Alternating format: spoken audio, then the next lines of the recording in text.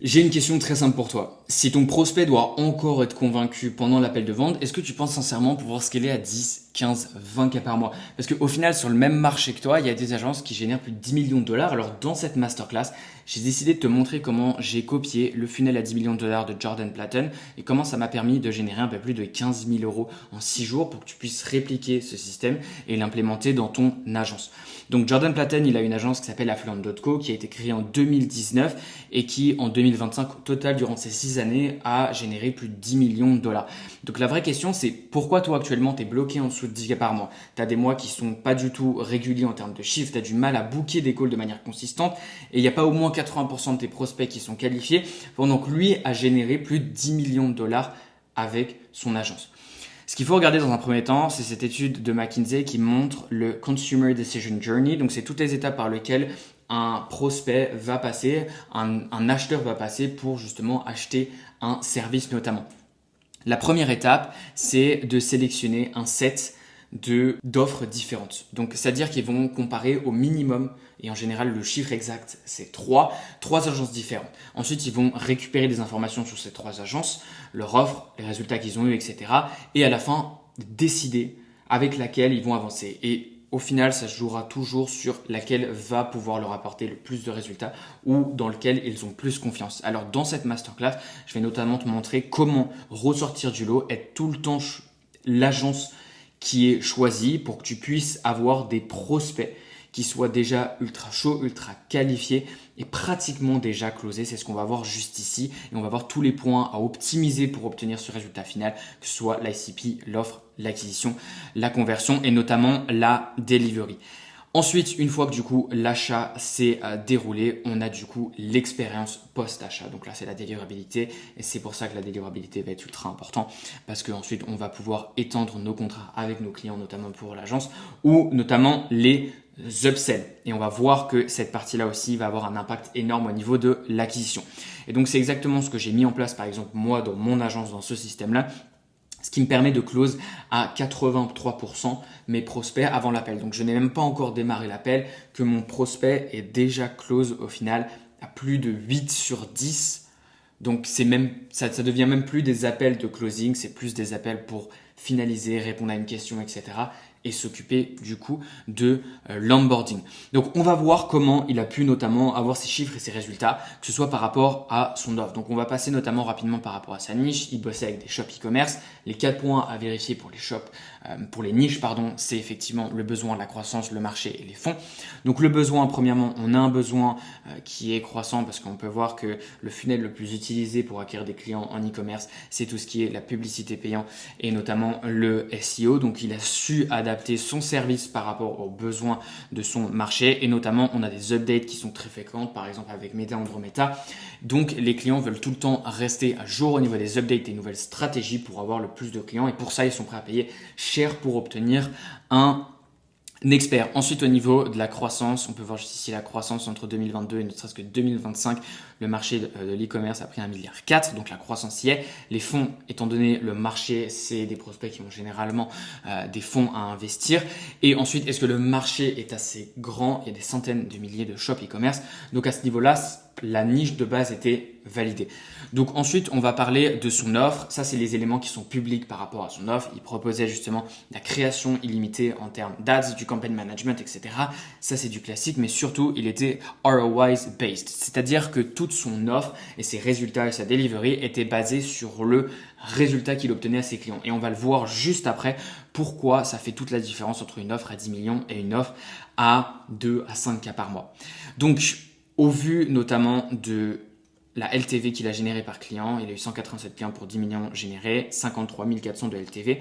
Je pense que son offre ressemblait à quelque chose comme ça et c'est une offre qui fonctionne extrêmement bien en e-commerce et c'est là aussi où il a pu se différencier, c'est en ayant un UVP. Forcément, son UVP, même, il n'est pas public, mais au vu de la structure de son offre, je pense sincèrement que son UVP se basait notamment sur son pricing. C'est-à-dire que le but de l'UVP, Unique Valuable Proposition, c'est de se différencier. Aujourd'hui, des agences qui proposent du meta-ads, du campaign management, etc. et de l'acquisition par de l'ads, il y en a beaucoup. Et il n'y a pas besoin de se différencier forcément sur le fond de manière très précise, mais ne serait-ce que sur la forme. sur la forme au niveau du pricing. Ici, c'est un exemple que je vous ai donné d'offres qui fonctionnent très bien en termes de pricing. C'est que par exemple, au vu des retours, s'il y a des retours à plus de 50%, 100%, 120%, 150%, 75% ou 200%, il y a un bonus qui va être attribué par rapport au profit qui a été généré. Et donc, ça permet notamment de se différencier de toutes les autres agences parce que au lieu d'avoir juste un flat retainer de par exemple $2000 ici, on va avoir un service qui est payé au résultat tout en ayant bien sûr un revenu récurrent qui reste stable. Donc vous, ça vous permet de générer plus et en plus de ça, de son côté pour ses clients, c'est rassurant, ça amène de la proof. Et c'est là toute la différence entre une offre à 10 millions et une offre d'une agence qui génère 2 à 5 000 euros par mois. Une offre à 10 millions, ça vend de l'exécution, des résultats mesurables et surtout aucune promesse floue, alors qu'une offre à 2 à 5 cas par mois, ça vend du temps, des tâches et des choses qui vont être livrées. Et donc en fait, là, les promesses d'une offre d'une agence qui fait 2 à 5 cas par mois, c'est des tâches qui vont être exécutées, c'est du temps économisé et c'est de la visibilité. Sur ce spectre-là qui justement montre la perception de valeur de l'offre d'une agence, on est au plus bas. Et donc à ce niveau-là, il ne faut pas être étonné si ton agence ne ressort pas du lot, que tu ne peux pas vendre à des prospects à 2 000, 3 000 euros par mois ou pouvoir les upsell par la suite. Quand une agence à 10 millions de dollars promet des leads, mais plus généralement des calls et encore plus généralement et pour lequel les gens sont prêts à payer le plus cher, c'est des clients du chiffre d'affaires. Et c'est là où on est basé sur un ROI based. Et c'est notamment ce qu'on met en place pour nos clients avec le plus de 100 agences que j'ai accompagnées pour justement pouvoir tout le temps sortir du lot, n'être jamais comparé, pouvoir booker des calls de manière consistante, pouvoir closer des clients high ticket et upsell ces clients et notamment pour avoir un taux de réponse extrêmement élevé, un lead to call extrêmement élevé. Et pour ça, j'en ai filmé une masterclass complète où justement j'explique comment j'ai généré plus de 11 000 euros en 5 jours avec le système Call to Close. Tu as juste à me DM C2C sur Instagram, ça ne t'engage absolument rien. Tu as le lien dans la bio juste en dessous et je t'enverrai directement le lien. Maintenant, en termes d'acquisition, on voit notamment qu'il a une personal brand assez conséquente sur Instagram qu'il utilise pour rediriger du trafic vers son agence et qu'il a aussi une chaîne YouTube avec des podcasts pour faire en sorte d'augmenter le temps que son prospect va passer avec lui avant de travailler avec lui dans son agence. Mais au tout début, Jordan Platten, il n'avait pas de personal brand.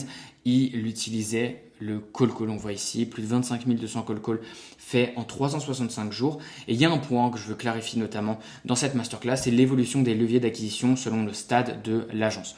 Aujourd'hui, au tout début de ton agence, il n'y a rien de mieux que le call call, que la prospection pour passer de 0 à 10 cas par mois, même à 15 cas par mois. Tu es obligé de confronter ton marché pour comprendre ce que ton marché a besoin. Et ce type d'interaction en one-on-one, c'est ce qui t'amènera le plus rapidement possible. Alors que le contenu, si tu te concentres uniquement sur le contenu, ça te prendra peut-être 6, 8 mois, 1 an avant d'obtenir des résultats ne serait-ce que comparables avec ce que tu obtiendras avec le call call et la prospection. Ensuite, on va avoir une étape de transition. Là, on va commencer à chercher du levier. C'est pour les agences qui font déjà plus de 15 cas par mois. On va commencer à prendre le contenu comme une source notamment d'acquisition qui va être majeure avec le call call pour justement capitaliser sur l'expérience qu'on a obtenue pendant cette période de 0 à 10 cas par mois, obtenue justement sur le terrain, en call call, etc. pour commencer à introduire ce nouveau levier. Et ensuite, pour les agences, par exemple, comme celle de Jordan Platten, qui a généré maintenant plus de 10 millions de dollars, le but, c'est de faire le maximum de volume et d'utiliser le plus de leviers possible pour pouvoir skiller encore plus. Et dans ces cas-là, le contenu prend la majorité de l'acquisition et c'est sur ça qu'il va principalement se concentrer. Mais au tout début, de 0 à 15 cas par mois, c'est pas ça qui va vous permettre de scaler le plus rapidement possible et autant se concentrer à 100% sur quelque chose plutôt que de faire du 70-30. Le contenu là où il va être intéressant, c'est uniquement pour setup par exemple, on y reviendra là juste après, le compte de son agence ou son compte personnel notamment pour son agence et au fur et à mesure, on va passer de one-to-one à one-to-many mais si vous passez trop rapidement justement au one-to-many, là vous allez au final ralentir votre période de scale. C'est pour ça qu'il y a plusieurs étapes à suivre et à respecter. Ensuite, on voit notamment qu'il fait un petit peu de création de contenu pour la partie inbound avec le compte de son agence. Au vu du nombre de reels postés, c'est pas là où il obtient le plus de leads parce que dans tous les cas, ça ne sert à rien de développer de trop le compte de son agence et surtout pas de ne prospecter. Pourquoi? Parce que les gens achètent à d'autres personnes et jamais à des entreprises. Donc on va quand même l'analyser parce qu'au final, c'est le même schéma que tu dois justement mettre en place pour optimiser ton compte de personal brand pour pouvoir justement DM tes prospects et augmenter le taux de réponse. Donc là, on peut voir que voilà, le compte d'agence est ultra structuré, 10 réels, pas plus. Le lien de redirection redirige vers notamment sa LP et que sur sa LP, il a une newsletter weekly qui sert notamment à nurture un petit peu plus ses prospects. Alors ça, c'est absolument pas obligatoire, mais c'est le genre d'élément que j'expliquais ici quand tu viens scaler en one-to-many, d'utiliser la création de contenu, notamment à travers une newsletter pour pouvoir nurture plus de prospects.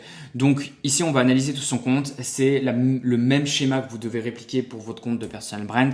Premièrement, le nom de son agence ici qui est en fait le site de son agence .co, donc affluence.co. Ensuite, logo très simple, clair, de bonne qualité. Là, ce serait la même chose pour ton compte de personal brand, mais au final, ce serait ta tête ici. Il faut que ta tête soit visible, il ne faut pas que tu sois de côté, de retourner ou quoi que ce soit, ou qu'on ne te voit pas bien. Il faut qu'on voit ta tête de manière très claire. Allez voir sur mon Instagram, par exemple, on voit ma tête de manière très claire. Et ensuite, du coup, le nom, ici, ton nom, ton prénom. Là, ce serait ton nom, ton prénom, le nom de ton agence. Ici, du coup, la promesse. Ici, la LP. Et ensuite, on va avoir des story highlights avec de la proof, donc de la preuve qu'on a justement obtenu des résultats à nos clients, de la trust, donc des témoignages, etc. Ici, on va montrer la team. Comme je vous l'ai dit, les prospects, enfin, vos clients veulent travailler avec des humains, pas avec des entreprises. Donc ici, on va créer de la trust en montrant l'équipe et encore plus de proof avec notamment là, c'est tout ce qui est des events, etc. Et ensuite, ça va être le même schéma au niveau du content. Pas besoin d'avoir plus de 6 posts, par exemple. Et là, on va avoir du coup du contenu trust et du contenu proof où là, on montre ce qu'on a mis en place pour nos clients. Et donc, c'est vraiment le point à retenir au niveau de son acquisition. Il ne faut pas regarder uniquement ce qu'il a fait une fois qu'il a fait 10 millions de dollars, mais ce qu'il a fait notamment avant. Et c'est avec ce schéma que vous allez pouvoir faire toute la différence, notamment dans vos agences. Ensuite, en termes de conversion, le gros mot d'ordre de son système de conversion, et c'est un des points les plus importants, c'est qualité au-dessus de quantité. Si on regarde un petit peu son funnel, c'est un funnel assez simple. Donc, sa personal brand va rediriger vers son compte de podcast et va rediriger vers le compte de son agence. Le contenu justement qui poste sur son compte de son agence va rediriger forcément vers son agence. Le podcast ensuite va rediriger notamment tout le trafic vers la LP principale de l'agence. On voit ici qu'il utilise notamment des actifs de preuve pour renforcer la trust, 187 clients, 28 masterminds, leur daily ad spends, le nombre d'ads qui a été créé, l'ROI total généré pour leurs clients.